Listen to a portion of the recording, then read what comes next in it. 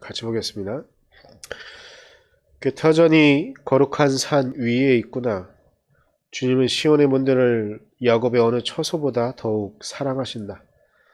너 하나님의 도성아, 너를 가리켜 영광스럽다고 말한다. 셀라. 내가 라합과 바빌로니아를 나를 아는 나라로 기록하겠다. 블레셋과 두로와 에티오피아도 시온에서 태어났다고 하겠다. 시온을 두고 말하기를 가장 높으신 분께서 친히 시온을 세우실 것이니 이 사람 저 사람이 거기에서 났다고 할 것이다. 주님께서 민족들을 등록하실 때에 그 수를 세시며 이 사람이 거기에서 났다고 기록하실 것이다. 셀라. 노래하는 이들과 춤을 추는 이들도 말한다. 나의 모든 근원이 내 안에 있다. 아멘.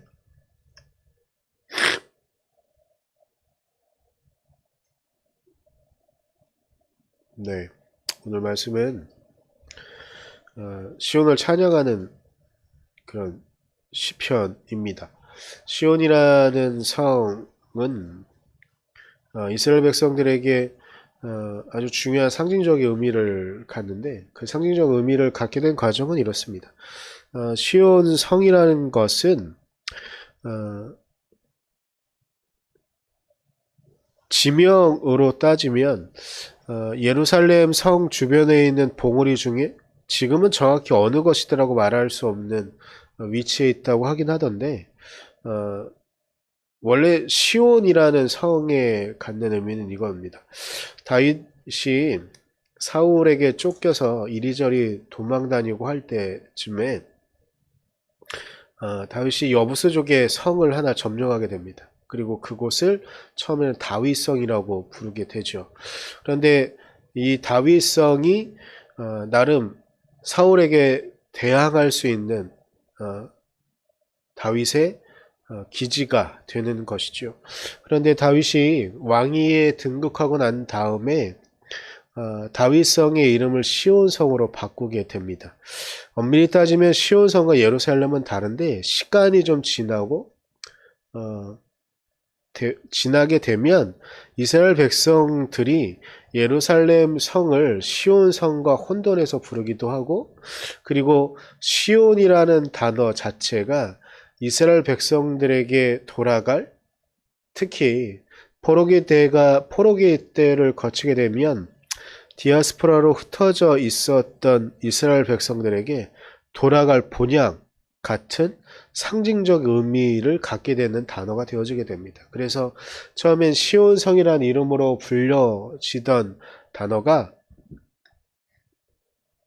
그냥 독립적인 시온이라는 의미를 갖게 되는 그러한 위치까지 올라가게 되어지는 것이죠. 이 따로 떨어져 있는 시온이라는 단어 자체는 이스라엘 백성들이 언젠가는 이스라엘 백성들이 돌아갈 곳이 되어지는 것이죠.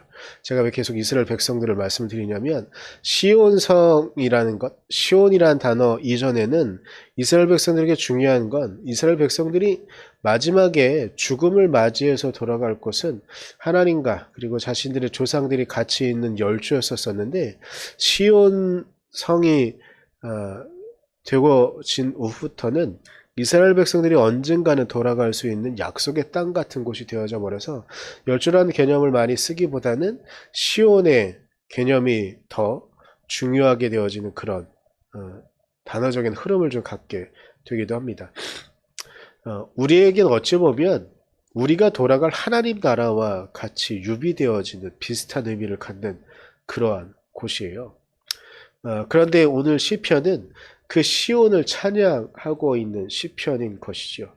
그래서 시온에서 모든 이 땅의 줄기들이 갈라졌다라고도 말할 수 있는, 그래서 시온이 어느 곳보다도 아름답고, 그런데 이 곳에서 6절에 보게 되면 이 시온에서 이 사람이 거기에서 났다고 기록하실 것이다라고 말하는 것, 어찌 보면 메시아 대망과도 연결시킬 수 있는, 물론 시기적으로 메시아 대망은 이 시편 87편이 쓰여지고 불려지고 후에 되어지는 것이지만, 어찌 보면 그 메시아 대망과 같은 의미를 갖는 그런 단어가 여기에서 나오기 시작하는 것이죠. 물론 이 사람이 거기에서 났다고 말하는 것은 본래적인 의미로 따지면 다윗 왕을 말하는 것이겠지만, 제가 좀 전에 시온성이라는 단어가 의미가 계속 좀 바뀌어지고 이스라엘 백성들에게 더욱더 소중한 의미를 갖게 되어지는 것처럼,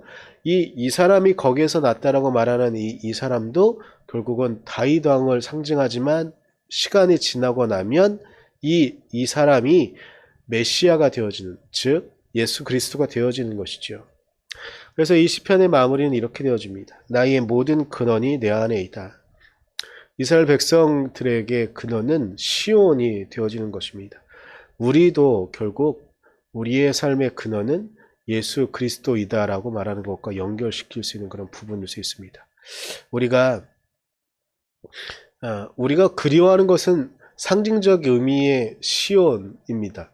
그러나 정말로 우리가 그리워하고 우리가 살아가려고 해야 되는 것은 하나님 나라를 살아가는 것이 아닐까 합니다. 우리가 이 땅 가운데 살아가고 있지만, 이 땅 가운데 살아가고 있어도 이스라엘 백성들은 각지에 흩어져 있어도 시온을 그리웠던 것처럼, 우리도 이 땅을 살아가면서 하나님의 나라를 그리워하고 하나님 나라를 소망하는 그런 삶을 살아가는 것. 그래서 우리의 삶 가운데 진정한 하나님의 은혜가 이루어지는 그날을 기대하며, 우리가 시온을 소망했던 이스라엘 백성처럼 하나님의 나라를 소망하며 이 땅을 살아갈 수 있기를 간절히 소망합니다. 기도하겠습니다.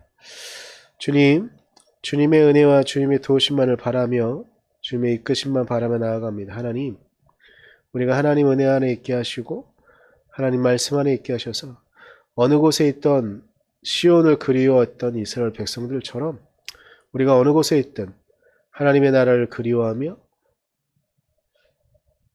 하나님의 나라를 살아갈 수 있도록 하나님, 우리에게 하나님의 은혜를 허락하시고 우리에게 하나님의 능력을 허락하여 주시옵소서.